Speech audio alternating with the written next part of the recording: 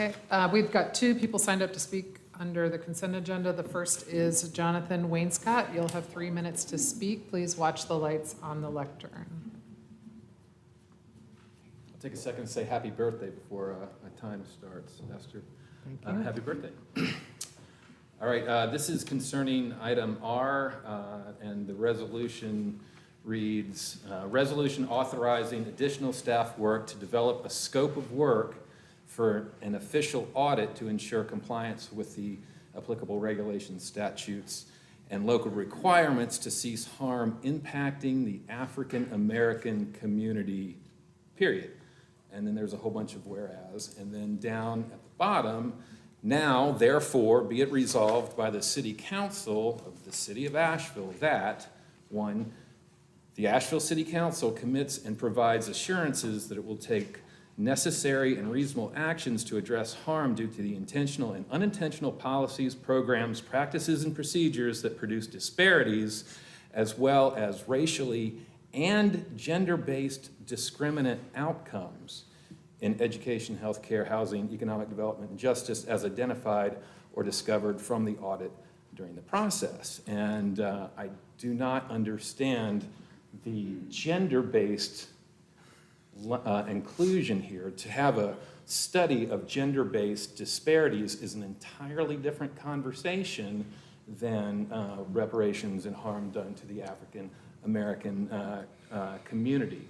And so it seems as though if we're developing a scope of work and then it includes this without that study of gender, which is questionable these days, that seems as though that may dilute or affect the scope of work in this. So, I mean, I was a little unclear about that, and I called my friend Dwayne, who's on the Reparations Commission, to see if maybe I'm a little bit off base with this as to, you know, whether there's any space in the reparations process to have a full examination of gender-based disparities here in Asheville. And I also would like to say that I noticed during the agenda briefing meeting that the mayor brought up the potential of recognizing harm done to the African American community and referenced specifically urban renewal. And I would just invite you to look at some other policies, you know, that were here in the day and recognize those that need to be swept away as well. So thank you very much. Thank you. Dwayne McPhee.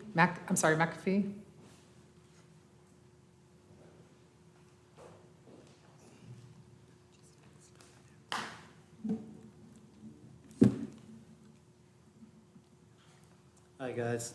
Thank you for allowing me to address you this evening. I am on the Reparations Committee, and one of the things that concern me greatly is that the city attorney has made clear to us that we have to be careful about the language that we use. And I find it disturbing that we put gender equality with reparations. The two do not belong together. Unless I've missed some history and white women were enslaved and their children were enslaved, reparations and gender equality are two completely separate items. They should not be combined under any circumstance. So I would hope that you guys would rectify that as soon as possible. I don't need my 3 minutes. Thank you. Thank you. I do have something to add to that conversation then. You can sit down. We're just having to, unless, did you want to? No, it doesn't have Okay. to specifically be Okay. to either one of them, but here's why I believe the gender language was included.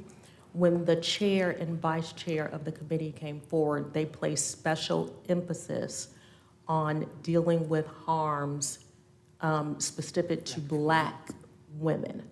So I believe that's probably why the gender language is included. I think we have to consider that you can be Black and woman at the same time. So I don't know if we need to change something up to say, to make it specific to Black women or not, but I believe that that was the reason for the inclusion of gender, correct? Well, I would like to say that I too share the concerns with the last two speakers. So maybe it's something that we need to have further discussion on, and maybe that could be pulled from the agenda and maybe voted on separately. Well, And revise the motion to add. Sandra, my understanding is that this was, and maybe Rachel can, or Deborah can speak to this as working with the Reparations Commission, but I thought it was the commission that had That they requested it. requested the language, and I think Councilwoman reviewed the Mosley's language. explanation was how I understood it. That's Yeah. what I thought it was supposed to mean. It wasn't, do we just need to clarify in Yeah, the, maybe you need to clarify, because what happens with any of these clauses, like both of them brought forward, if you look back in history, that type of language have sometimes superseded the actual event that you're trying to correct. And that's happened throughout history, especially in the Black community. So therefore, I think it is something we need to have further So conversation. we can do that as part of the scope of work.